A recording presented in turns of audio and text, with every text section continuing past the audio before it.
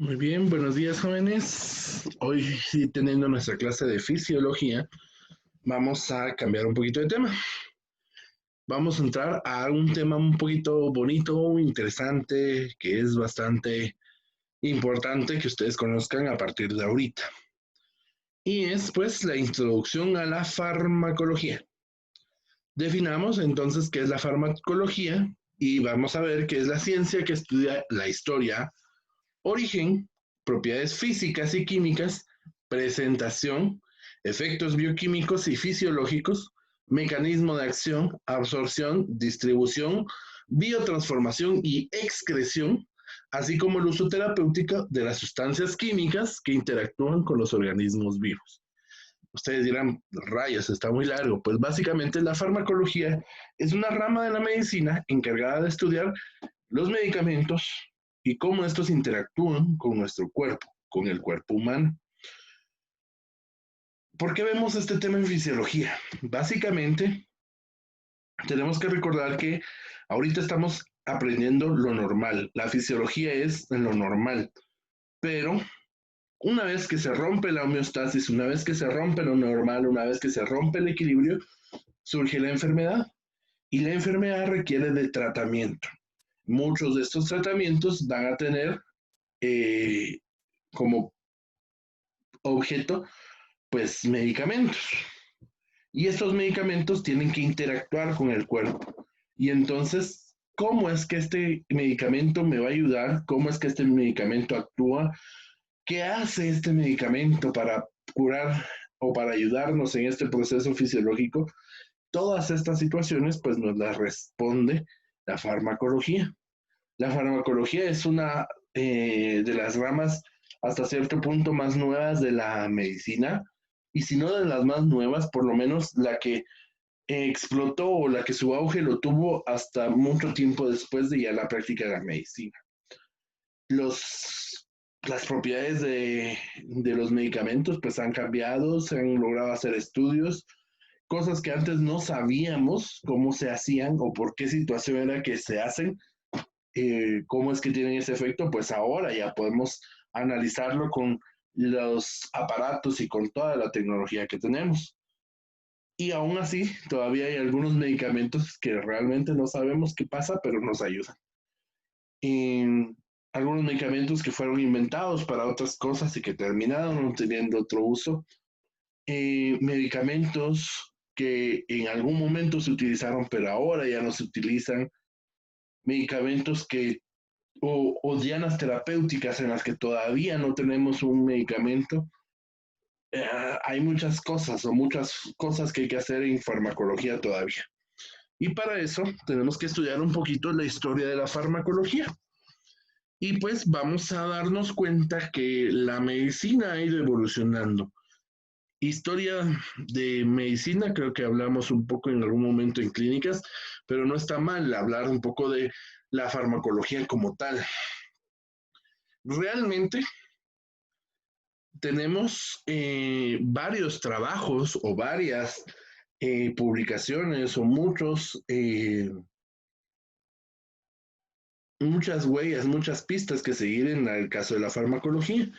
Y es por eso que vamos a cambiar nuestra pantalla ahorita y vamos a empezar a hablar sobre el libro, una línea del tiempo en farmacología. Vamos a hablar o vamos a dividir la línea del tiempo en época primitiva en una época de protofarmacología o protofarmacológica. Cuando hablamos de una época protofarmacológica, hablamos del tiempo en el cual no existía la farmacología como tal, como una rama, como una disciplina, como una ciencia, pero que ya se aplicaba de una manera muy empírica. Recordemos que los conocimientos pueden ser científicos o empíricos, y en este caso eran conocimientos empíricos. No tenían una base formal, no tenían una base científica o no tenían, simplemente era a prueba y error. Le di esto y me funcionó, pues lo seguimos haciendo por el resto de la historia. Le di esto, no me funcionó, pues intento con algo más. O esto le funcionó al vecino, al de ahí enfrente, al de atrás. Entonces yo lo vuelvo, yo lo intento y si es lo correcto, pues va a seguir funcionando. En los pueblos primitivos, pues básicamente las creencias, recordemos que en algún momento las, los conocimientos durante la época más antigua estaban orientados al conocimiento teísta, o sea, basado en dioses. Sin embargo, a pesar de estas situaciones, muchos pueblos primitivos decían que habían espíritus, que habían seres diferentes a los nuestros, invisibles, tanto buenos como malos, que podían enfermar a las personas y que para poderlo curar lo que debían hacer era darle sustancias nocivas, o sea, algún extracto que se le pudiera dar que hiciera daño para sacar a ese demonio, a ese espíritu. Y se hacía en algunos momentos con brebajes o cosas por el estilo, que más que traer ayuda, generalmente terminaban de matar a las personas, pero se empezaba a generar ese concepto de que puedo introducir algo en mi cuerpo para ayudarme a mejorar. En la tablilla de Nippur, más o menos en el año 2250 a.C., vemos que hay varias recetas médicas y la mayoría de estos medicamentos eh, están a base de plantas.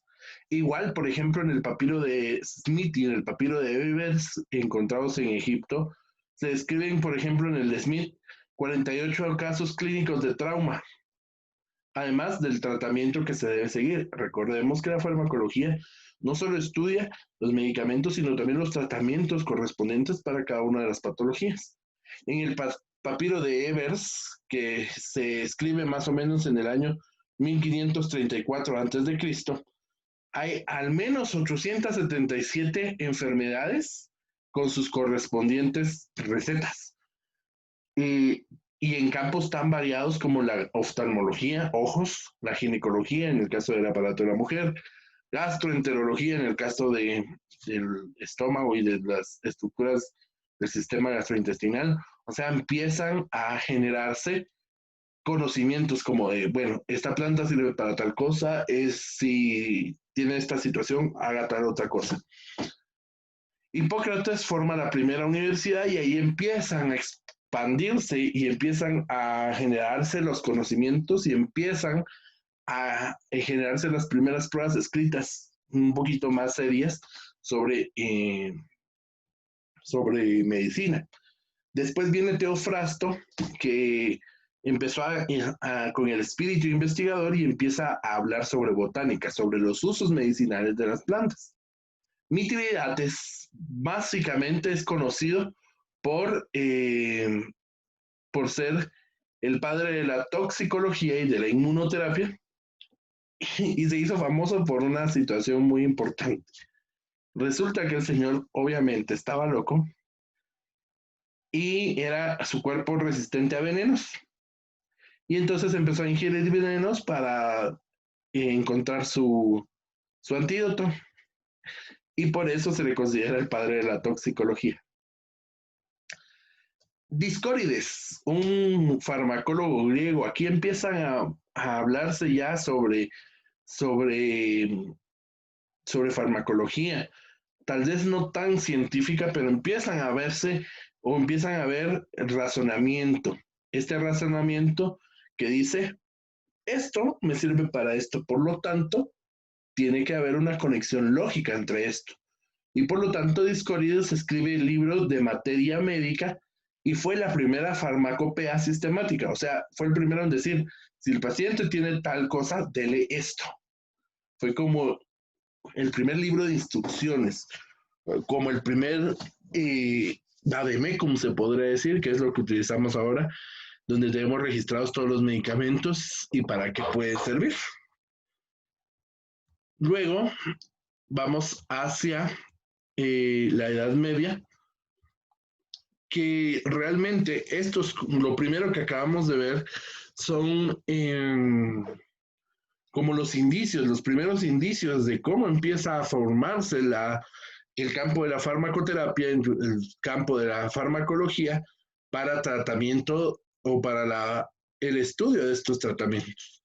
Es hasta la Edad Media donde se empieza a desarrollar la farmacología como ciencia, como arte. En el siglo II después de Cristo, un chinito llamado Hua Tuo fue el inventor de la anestesia y fue el primerito en abrir el abdomen para hacer operaciones a abdomen abierto. Galeno, el famoso célebre médico, es el principal parte o es considerado como el padre de la farmacia o de la farmacoterapia. Se enfoca principalmente en anatomía y fisiología y la interacción que tienen ciertas sustancias con el cuerpo y con los fenómenos fisiológicos. Surutra realiza más o menos la descripción de algunos anestésicos basados en cáñamo y también empezó a fabricar algunos antídotos y tratamientos para la mordedura de serpiente. El, el médico Avicena escribe el libro de la curación y el canon de la medicina, donde empieza a describir algunos tratamientos. Sí se recordará que alguna vez vimos una película llamada El Médico. El famoso Avicena, pues era el médico este que estaba, que le enseñó al chico irlandés, no es irlandés, es inglés, sobre medicina. Ellos ya practicaban operaciones, realizaban algunos procedimientos quirúrgicos y conocían muchas aplicaciones de la medicina, de las plantas en efectos medicinales. Pasamos ya a la época moderna, donde ya se empieza a hacer un conocimiento científico en base a los procedimientos de farmacología. Maimónides hace investigaciones para evitar intoxicaciones. Paracelso, que fue un famoso químico, alquimista, fue, fue un médico que dio grandes aportes a la medicina. Fue el primero en utilizar químicos y minerales para crear medicamentos, o sea, sustancias no biológicas. Hasta el momento se había utilizado hasta cosas raras, sangre de caballo, sangre de cerdo, sudor, con decirles que hasta se utilizaba en algunos momentos orina de personas para tratamiento. Pero ahora viene y obviamente las plantas, y ahora viene y agarra elementos no biológicos para empezar a fabricar medicamentos, o sea, ya que ya no son de origen natural, sino sintético. Hasta en el año 1493 y 1551, durante la época de Paracelso, hasta ahí se empieza a fabricar, sino que primero solo se había hecho concentración de medicamentos o del principio activo.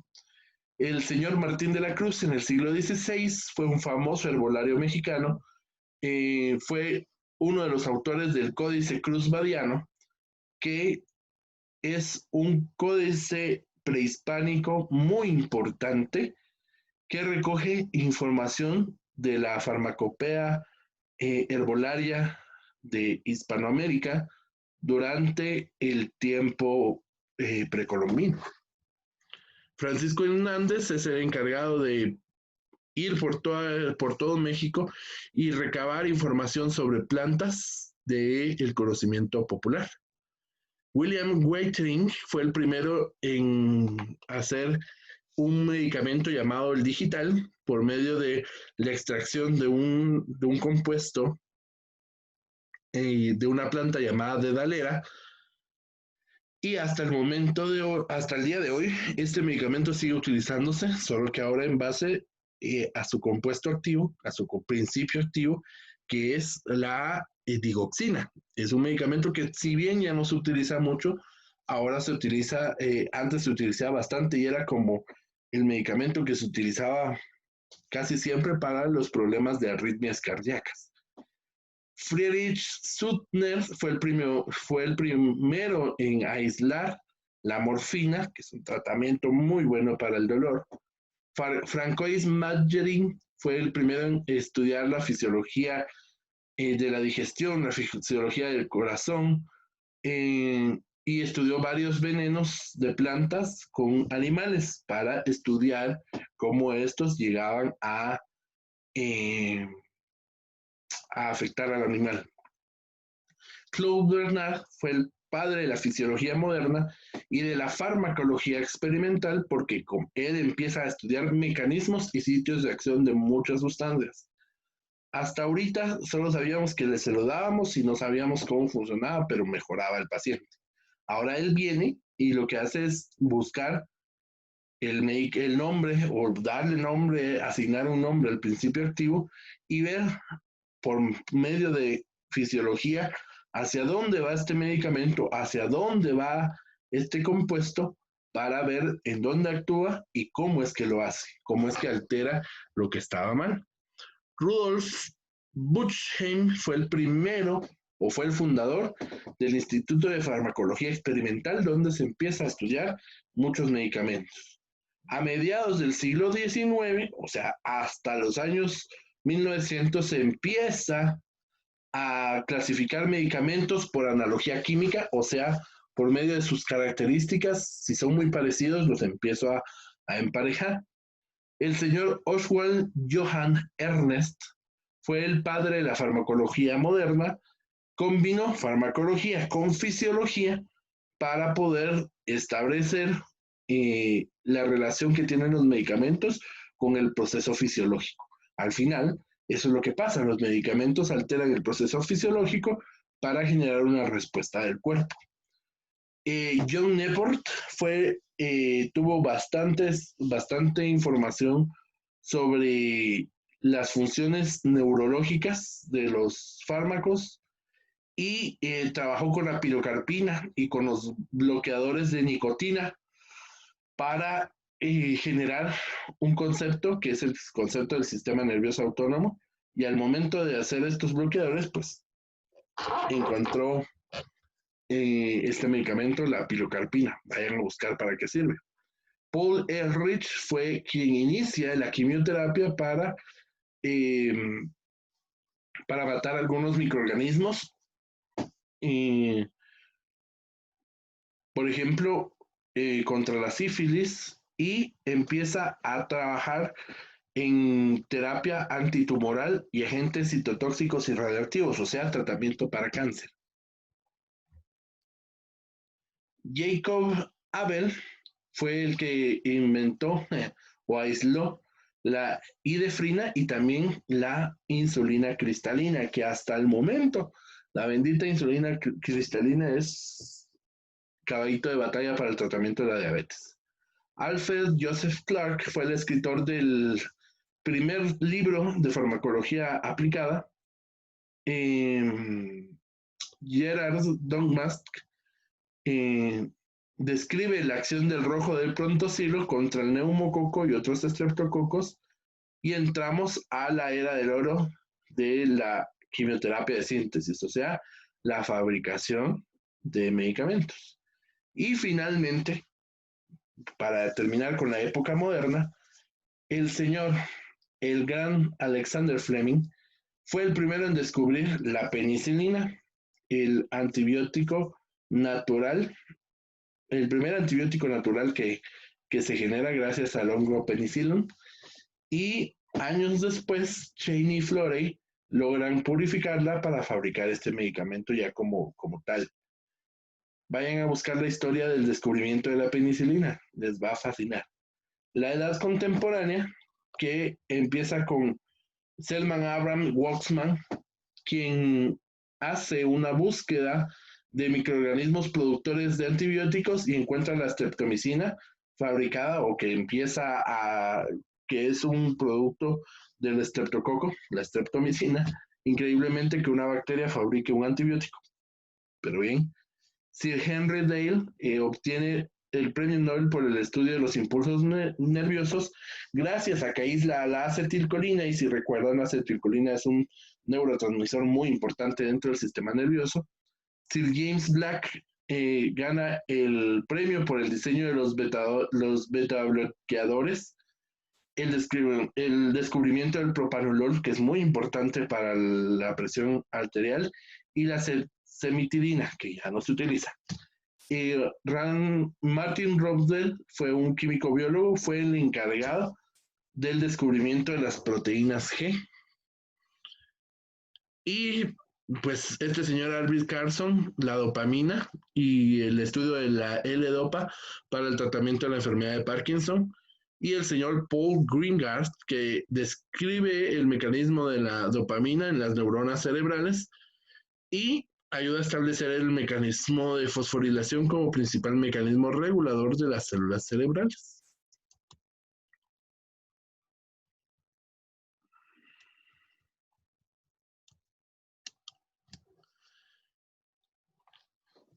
Si bien es cierto, en farmacología nos hemos estancado bastante en medicina, gracias a todos estos señores y a todas estas personas que hacen toda una eh, investigación y que no se quedaron quietos y que empezaron a buscar formas en las cuales ayudar a la humanidad, pues el día de hoy nos enfrentamos a retos tan grandes como la fabricación de la vacuna contra el COVID.